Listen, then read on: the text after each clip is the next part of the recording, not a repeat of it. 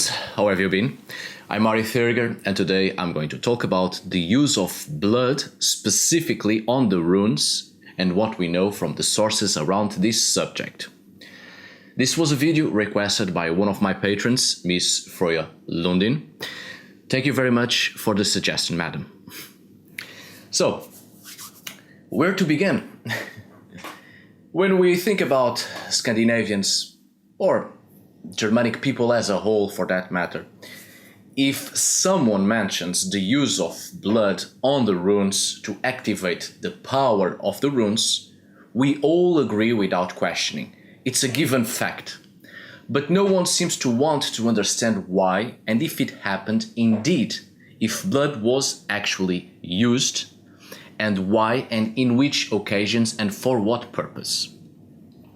I'm afraid this idea of using blood on the runes became one of those subjects greatly romanticized by pop culture, and this idea that Scandinavians just used blood on every single magical performance.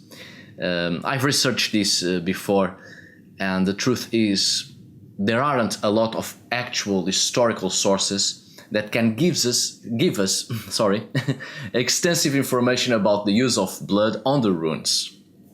There are some literary works in Old Norse poetry, mythological accounts and such, but never enough to really come to the conclusion that blood was extensively used on the runes. So you can see how far human imagination goes, and from one single fragment that mentions the use of blood on the runes, an entire bloody history is concocted around that, and everybody gets this idea that it was pretty normal to use blood. Just add blood, and that's it. Now it's curious because I bought a book, only 130 pages long, not much, which I honestly expected to talk about blood used on the runes and rune magic and such, given the title and the entire appearance of the book. Which I'm not going to tell you which one, because I think it was a waste of money and time.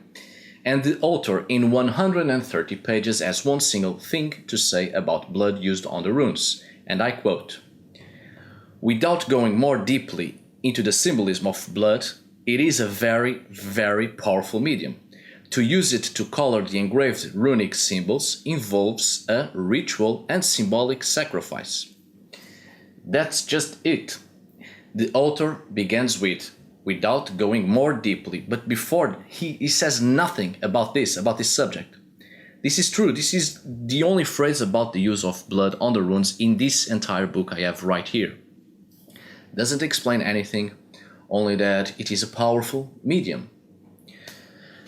So, this is just so you have an idea how far people have interiorized that it's perfectly normal the use of blood on the runes, and it is important. But no one says why, how it was done, and what rituals. The author even says, and I quote again, "To use it, the blood, to color the engraved runic symbols involves ritual." Yes, which one? How was it done? Let me tell you that everybody speaks about blood in the runes. You will often hear that from neo-pagans, and a ritual is required, but the extensive research I have done before, and now the new research because I might have missed something, no, there is no specific ritual anywhere.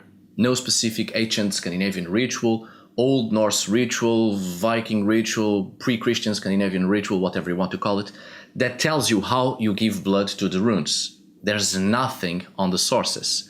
Any ritual you can come by about giving blood to the runes, it's New Age stuff. Rest assured of that. I need you to understand that. Nowadays, there are rituals, but they are not historically accurate. They are not taken from any old source, just today's inventions. That doesn't mean it doesn't work. There is some rune magic with the use of blood and salt, etc. Not going to teach you that in here, but all these performances simply don't come in any old source. We do not know how it was done in pre-Christian Scandinavia. And I repeat, the rituals involving blood and runes that we know of are modern inventions, not taken from any historical source. But this, again, doesn't mean the modern rituals don't work, right? So, with this being said, let's move on to what we know. So let's start from the beginning. In prehistoric times, mainly Paleolithic and Mesolithic still, there were some cultures that believed that the soul was contained within the blood.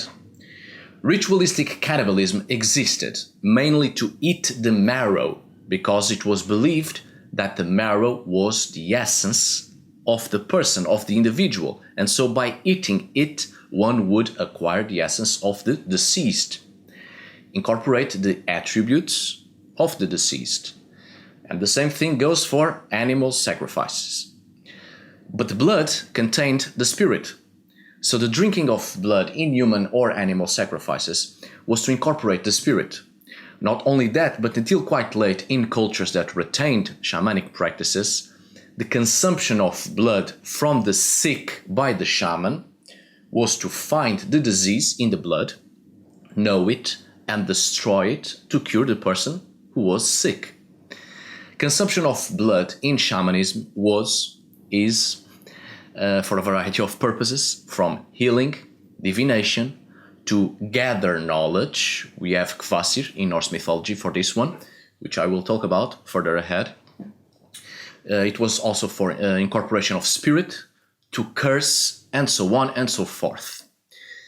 For obvious reasons, blood was seen as a source of life, the fluid that gave life to matter, gave life to the body. Blood was life. In Norse mythology, we have the poem Vafthrudnismál, which tells us about the beginning of life in the cosmos and the first being Ymir. So let's move on to the part when Ymir is killed by Odin and his brothers, or his own other aspects, alter egos, or even other gods that together with Odin are responsible for giving the attributes, abilities, and essence required to create a functional life form. I quote, "Out of Ymir's flesh was fashioned the earth, and the mountains were made of his bones, the sky from the frost-cold giant's skull, and the ocean out of his blood." When Ymir dies, his blood creates the oceans. There is actually a flood from which only a few giants survive. As the blood of Ymir, or Örgelmil in other sources, is poured from his wounds, it creates a flood, and it's from that flood that life starts. It's precisely from the waters or the blood of Ymir that the two logs come from, to which the three gods, Odin, Hrungnir, and Lodur, will give life, essence, and consciousness to those logs, and the first humans come to be, Ask and Hembla. The source of life coming from the water, and the water is the blood of Ymir, the first being ancestor of the gods. In many other mythological accounts, sources, blood is equated with water many times.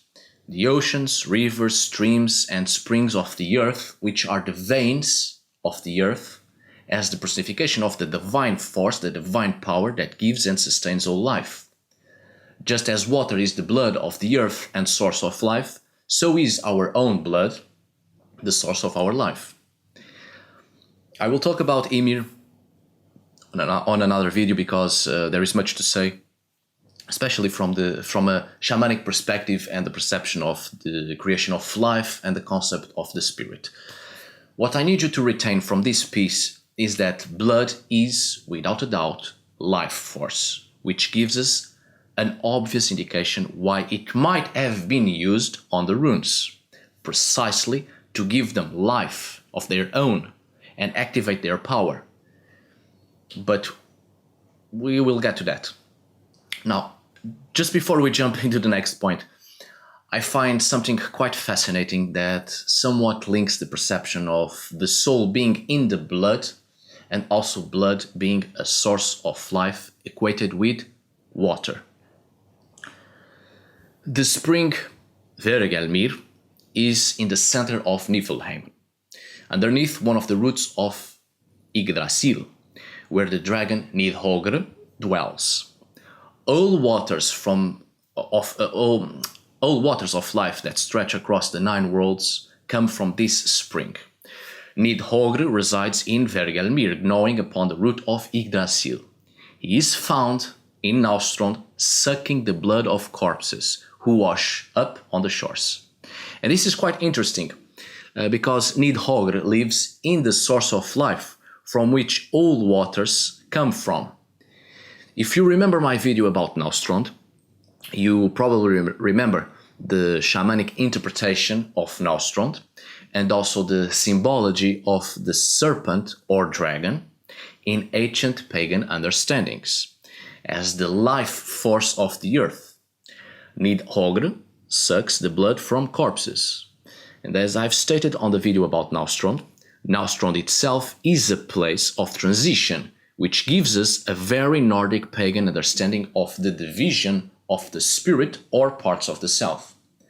Nidhogg, in a pagan sense, is the source of life, is the life force of the earth itself, precisely beneath the roots of the tree of life, underground, the energy lines. And he isn't sucking blood, he is sucking what resides within the blood, the spirit, for prehistoric understandings, of course.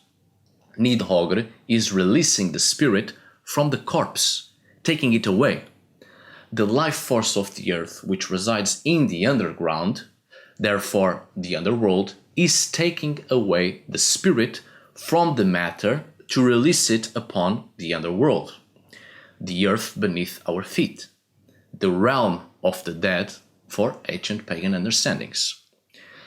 This one is quite curious, and I might do a video about that in the future. Kvasir, another myth we should explore in relation to the runes and blood. I said I was going to talk about him, and I almost forgot about it, and you told me nothing. What a shame. Now, I'm not going to develop that much on Kvasir on this video.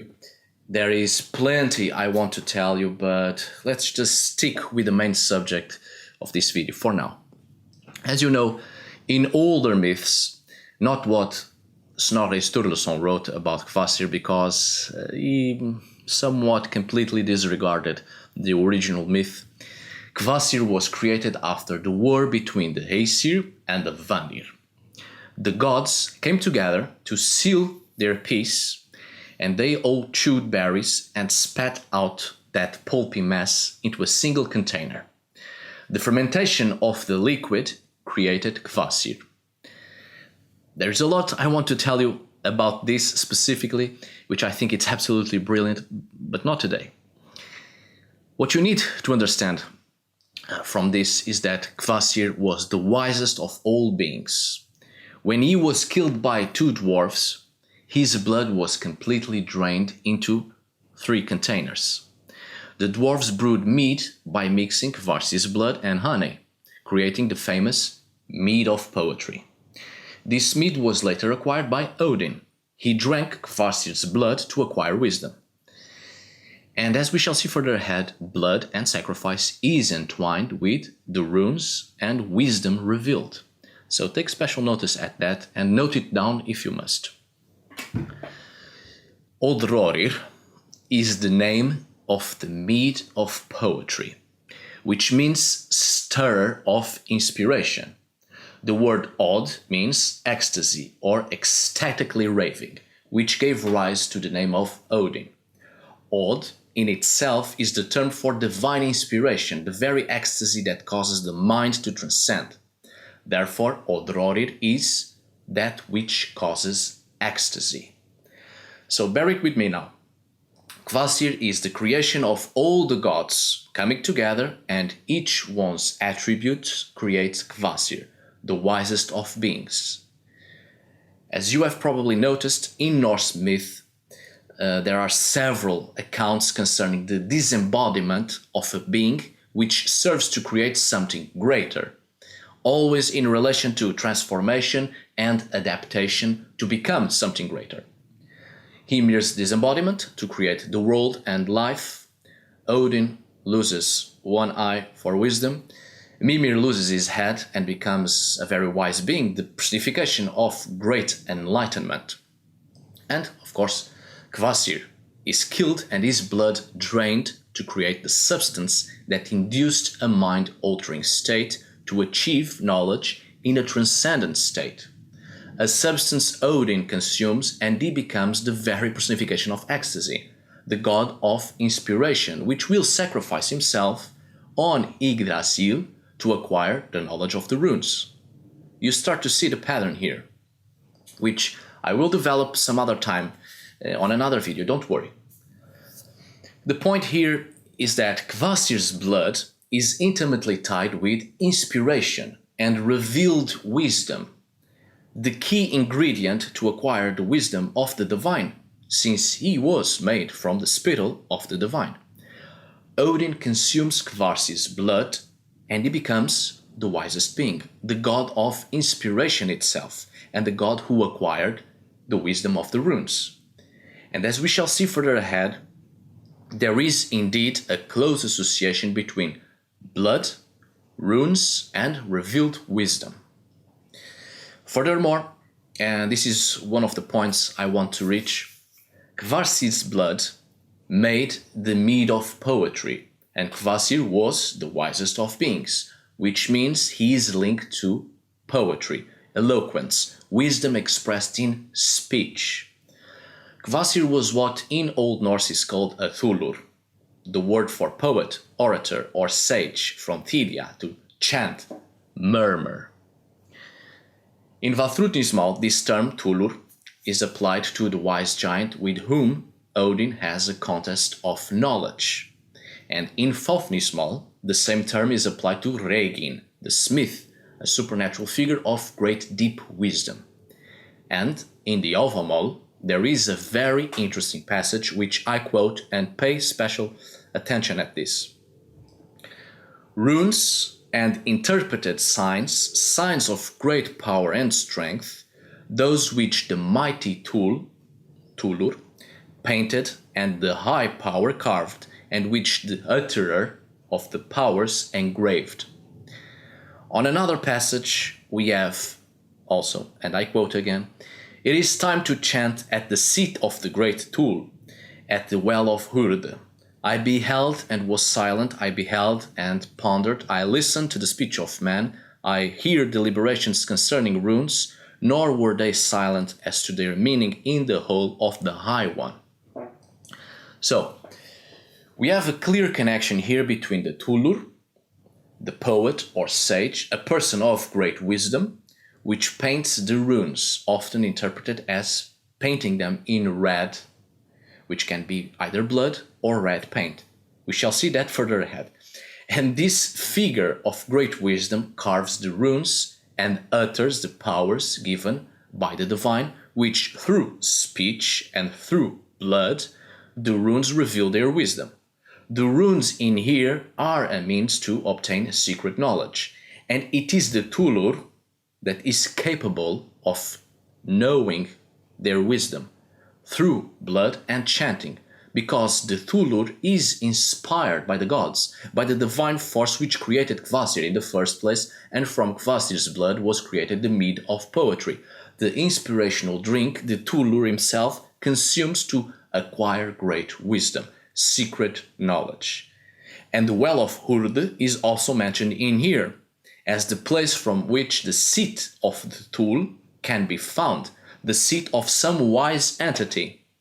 The well of Hurde is Mimir's brunnar, the well in which Mimir exists, a being of great wisdom. The well itself is in the underworld, beneath the roots of Yggdrasil. And as you know, when Odin sacrificed himself in Yggdrasil, in his ecstatic trance he peers down to acquire the wisdom of the runes. A reference to shamanic trance and acquiring wisdom from the spiritual world, from the world of the ancestors, down there, the underworld, from the well of Mimir, as Mimir is the one that remembers, the rememberer, the one with ancestral knowledge. Mimir comes from the term Mini, from which one of Odin's ravens takes the name, Munin, which is memory, It represents the wisdom of the past, ancestral memory.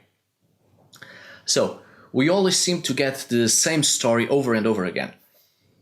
The consumption of a fermented liquid substance whose main ingredient is blood, which will lead to ecstasy, great inspiration from a transcendent state of mind, and wisdom is revealed, secret knowledge is revealed, the runes, knowledge from the underworld, from the spiritual world, the world of the ancestors, which are the ones that keep the ancestral knowledge. Another interesting source to understand the link between blood and the runes is, of course, the account of how the runes were acquired by Odin. Odin acquired the knowledge of the runes when he hung himself for 9 days and 9 nights, pierced himself with his own spear, Gungnir, giving himself to himself as a sacrifice. Odin was wounded and bleeding. Now, we can have two approaches to this. Odin goes through an ordeal, a traumatic experience, reaching the limits between life and death, just as a shaman would do. Death in shamanism is seen as the initiation into the great mysteries of life. Near-death experiences are purposely induced to reach the knowledge from the spiritual world in a shamanic sense. Odin acquired the secret of the runes, no doubt either in the underworld or from Ginnungagap itself. But here's the other approach. I find it curious, the fact that he is bleeding, and only by bleeding, drops of blood are given as a sacrifice, the secret of the runes are revealed.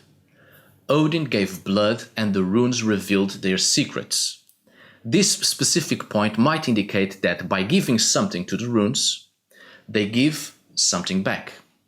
You give blood, and in return they reveal their secrets. Always the idea of a gift for a gift, a reciprocal action. Odin, through trauma, by reaching the limit between life and death, is initiated into the mysteries of life and acquires the knowledge of the runes, or rather, the runes appear before him.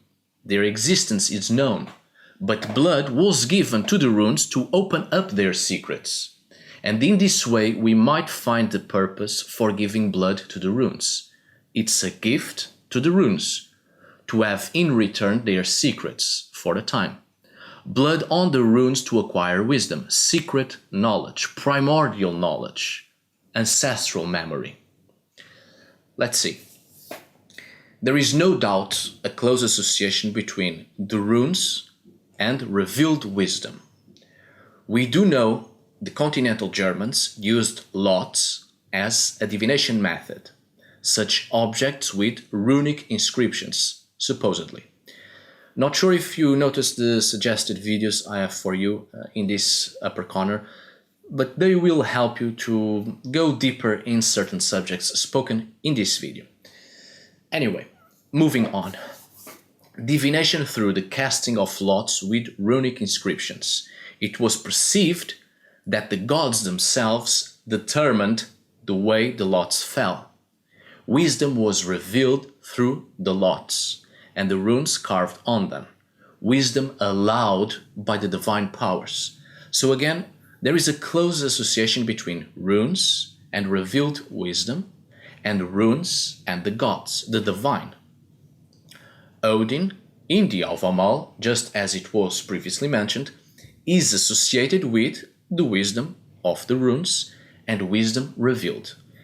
I quote that part of the poem in which Odin sacrifices himself. I peered downwards, I took up the runes, lifted them screaming, then I fell back. Peering downwards is interesting, this sensation of being on a high place. Surely he hangs on a tree, but I believe it to be a metaphor for the actual perception in out-of-body experiences through near-death experiences, perceived in shamanism, always in the perception of either looking down or going down to the world of the spirits or the underworld to acquire knowledge. Anyway, what I want you to retain from this as well is that Odin, as the god of death and inspiration, in here might be performing the original ritual of consulting the runes, or perhaps even saying how it is done while hanging as a sacrifice.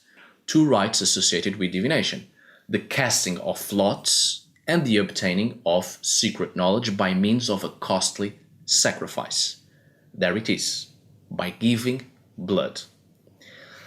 As said before on other videos, there are certain terms surviving in Old Icelandic that may possibly be associated with this ritual or custom. Bloodstone, which literally means sacrificial slip of wood, which is the name given to a lot, the object on which a sign is or was inscribed, probably a rune or combination of runes, and was used in divination. And we have the term laothin, which literally means sacrificial blood twig. And as you know, the term thin was mentioned before in this channel as also being the term for a talisman precisely made from a twig, the simplest form of runic talismans, runic symbols carved on wood. These two terms are referred to pieces of wood with runic symbols, which served as lots for divination to reveal wisdom. Association with blood and sacrifice in this way might be explained if the runes indeed were reddened with blood, as they are said sometimes to be, when used as or in magical practices, to give them potency. If we take into account that blood was perceived as a source of life, the use of blood on the runes to acquire wisdom is to give life to the runes, precisely to give it or to give them potency, to awaken the rune, to gift it and in return receive its hidden knowledge. If we take into consideration that the term thane is also used for a talisman, then blood was one of the human components necessary for a talismanic object to work, by giving it essence, life, as I've explained on the video about talismans. So speaking of putting blood on the runes to activate them, or rather to activate the power and intention in them, we have a good example of this in Old Norse literature. Egils Saga. Egil is a guest in Gunhild's halls. He insults the beer that has been served. He insults the hospitality that has been given to him. Gunhild places poison on Egil's drink. Egil perceives this and carves runes onto his drinking horn and smears them with his own blood. The poison doesn't kill him. This is the only thing mentioning blood on the runes done by a human being, but given the previous sources and everything that was said, we can perhaps assume that by putting his own blood on the runes he carved, on the protective symbol he carved, he lets the symbol know that it is meant to protect him, the owner of that blood.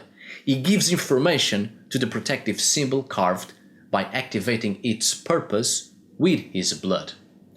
Could be.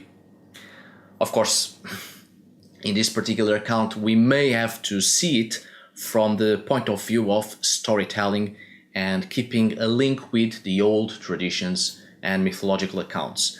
The use of blood in this account might merely be a representative or a reference to the sacrificial aspects of runic knowledge, carrying the references to Odin's sacrifice when hanging from the branches of Yggdrasil, might not be directly associated with runic magic and the use of blood, but simply from a romantic and, of course, poetic perspective to make a reference to that mythological account that had great importance in Old Norse literature. But speaking of runic symbols, sigils and magical symbols, they have been quite important aspects in Nordic magic. Nordic sigil magic is often connected to talismanic magic, since many magical inscriptions and many of the rune row findings are on medallions and other objects of personal use. And to be more precise, related to the term taufr. As said before on another video, Talismanic Magic, I believe, which I leave you here as a suggested video as well as in the comment section. You just have to click on the information icon on this upper corner. Taufr means both talisman and magic in general, referring to talismanic magic, and taufr is probably closely related to a charm in the sense that it is a talisman, an actual object, which you need to recite an incantation to imbue the object with power. Taufr seems to be the term concerning all sorts of talismans with runic inscriptions. And I cannot help to think that the term taufr is very, very similar to the term taufr, which means to color red, to paint, to color something in or with red. It might be far-fetched, but it might make sense if in talismanic magic the sigils and rune inscriptions were indeed colored with blood or red paint. Remember that the term tain not only is a twig, but a term also used for a specific talisman, which is made of wood, twigs with runic inscriptions. And remember the bloodstone and loathane, sacrificial pieces of wood reddened with blood. So indeed, there is the continuation of a connection between the use of blood and talismanic magic. Runic inscriptions on talismans reddened with blood. Speaking of talismans and sigils, the tradition of using blood on runic symbols or to create runic symbols was somewhat preserved in late medieval and modern Icelandic magic. I have done several videos about Icelandic magical staves because, well, I find the subject fascinating, and if you watched those videos, you probably remember that a couple of magical signs required blood in the process of their creation. Blood often taken from the armpit or the foot or even the arm itself, always blood from the left part of the body. Magical staves sometimes drawn in the left palm with blood from the same arm. There are several substances used to create magical staves. Blood is one of such substances, which directly enters in the category of body fluids, such as saliva and semen. Blood, as it comes in magical staves, is used as a medium by which to send the magical intention or to propitiate gods or other wights whose assistance is needed for the working of magic, or to forge a sympathetic bond with the target of the magic. But take special notice that Icelandic magical signs, magical staves, body fluids are only mentioned in 47 cases, mentioned in fewer than 1/7 of all the spells in all the surviving books, which are about 6 books. Which means blood was seldom used in Nordic late medieval and modern magic in relation to runic inscriptions and sigils. In late medieval and modern Nordic magic, we already start to see that staining the magical signs and runic inscriptions with blood is no longer an essential part of the process of sorcery, and the blood that was used was usually the sorcerer's own blood, which creates a certain link with the case of Egils Saga we have talked about previously, staining the runes carved in his cup or drinking horn with his own blood. But only in 4 surviving spells the blood of an animal was used, and in 3 of the 4 cases was the blood of a calf. And nothing, nowhere mentions killing the animal in the process of obtaining its blood. Only psychopaths assume that. The sorcerer also takes his own blood, and he doesn't kill himself, he doesn't have to, in the process. To finalize this video, I would like to give you an example out of Scandinavia that you might find interesting, maybe, or useful. The bloodstone, which is a traditional English remedy to stanch bleeding, To activate a bloodstone for a man, 9 drops of woman's blood are dropped onto it, and a bloodstone for a woman, 9 drops of man's blood. To activate it. English bloodstones are not gemstones, but actually specifically made glass beads. This tradition comes from a much older past in which such bloodstones, glass beads, were used as a talisman to protect a person so that the person might never die from wounds, hence the relation with stenching, bleeding. Well, I hope you enjoyed this video and that it was useful somehow. Thank you so much for watching, and of course a very special thanks to my patron who suggested this video, Miss Freya Lundin. Thank you very much, madam. See you on the next video, and tack för idag.